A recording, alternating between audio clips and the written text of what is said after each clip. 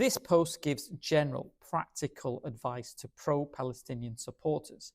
If you find this video useful, follow and subscribe for more if you haven't already done so. And please share and like this post too. If you are someone who shows solidarity with Palestine, you are more likely now to be stopped, detained, questioned, and even possibly arrested for a terrorism offence.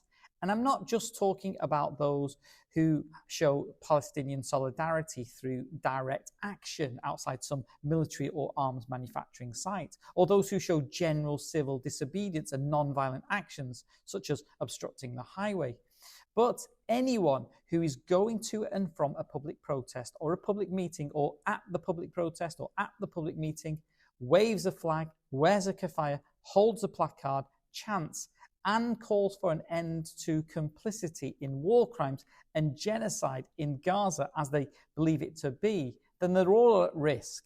All pro-Palestinian campaigners are more likely now to be stopped, detained, questioned, and possibly arrested too about your public expressions of support for Palestine and your opposition to the UK involvement in Gaza. And that includes suspicion arising from your posts on social media. But why now? Why the likelihood of you and other pro-Palestinian supporters being subject to terrorism laws?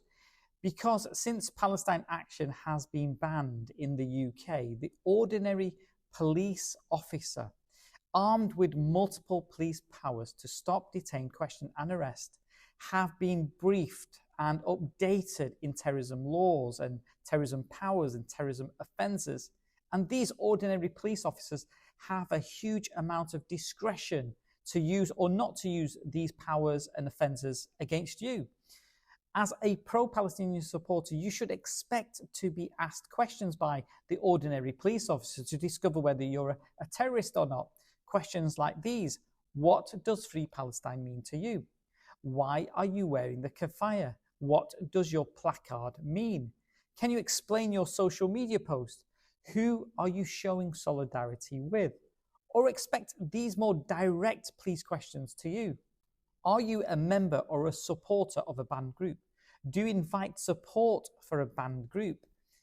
These police questions are designed to discover whether the police can arrest you for membership or support or invitation to support a banned group, as per section 12. But also expect these police questions. Do you believe there is a genocide and war crime taking place in Gaza? Do you believe the UK is complicit in genocide and war crimes in Gaza? Do you oppose military arms sales to Israel? And expect these more direct police questions to you. Do you share the beliefs and opinions of a banned group? Do you think your conduct, that is your placard or your posts, risks arousing suspicion that you are supporting a banned group? These police questions are designed to discover whether the police can arrest you for the reckless support for a banned group, as per section 12.1a, or the wearing of a uniform or an article or publishing an image to arouse suspicion you are a member or a supporter of a banned group, as per section 13. You might hear the police officer say to you, I believe you are supporting a banned group. I believe you are expressing opinions and beliefs which is supportive of a banned group. I believe your conduct tends to arouse suspicion you are supporting a banned group. You can see the problem arising.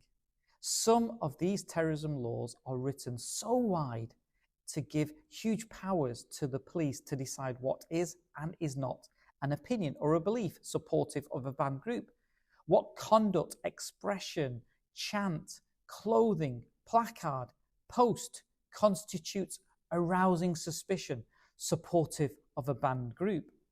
Ordinary police officers being briefed is a recipe for wrongful stops, arrests and detentions under the Terrorism Act.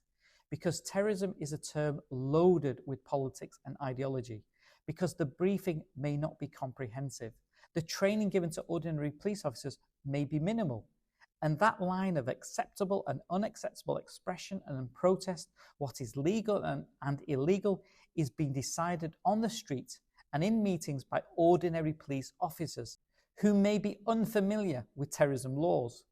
Think about it. Let me now give you some generic practical advice. If you are police stopped, you should remain calm and know your legal responsibilities and legal rights. And you should know the police powers being used in your police encounter, so you can decide whether to answer police questions or simply say no comment, and to know if by saying no comment you might be committing a crime. So let me explain. For example, being Section 50 lawfully stopped under the Police Reform Act gives the police power to stop and demand your name and date of birth, and failing to give your name and date of birth could result in an offence being committed and your arrest and a subsequent conviction. For example, being lawfully stopped in a vehicle under the Road Traffic Act, again, you must provide the police some of your details like your name, your date of birth, and to provide driver document details. And a failure may mean you commit an offence, your vehicle being seized, and you could receive a subsequent conviction. But under a lawful Section 1 PACE stop, you are not legally required to give your name, address, date of birth, etc. As you can see, it's not a simple case of saying no comment to police questions. Sometimes saying no comment is a criminal offence. So to ensure you don't commit an offence, make sure you know the police power being used in your particular police encounter, and ask the officer, what power are you using in this police encounter? Or consider saying, officer, am I being detained? Officer, am I free to leave? Now, if you are a leading member of a community or pro-Palestinian group, then knowing that people are being stopped, detained, questioned, arrested, it's important for you to consider taking these 4 steps. 1. Pro-Palestinian groups should consider obtaining that police briefing document given to those ordinary police officers about what they understand to be the terrorism laws and what questions they are being advised to ask pro-Palestinian supporters. 2. Pro-Palestinian groups should write to the senior police officers to express observations, concerns and recommendations over policing pro-Palestinian protests and raise concerns about the misuse of and the chilling effect of the use and misuse of police discretion when using terrorism laws. 3. Pro-Palestinian groups should consider holding meetings with the police to set out what the pro-Palestinian group considers to be the meaning and definition and understanding of terrorism laws and what they understand to be a misuse of police powers, and to see whether the police agree with them. And 4. Pro-Palestinian groups should consider providing training to people who are involved in protests so they know their legal rights, their legal responsibilities, police powers, terrorism offences and terrorism powers. If you require any training, feel free to contact me. If you like this post, remember, subscribe and follow for more.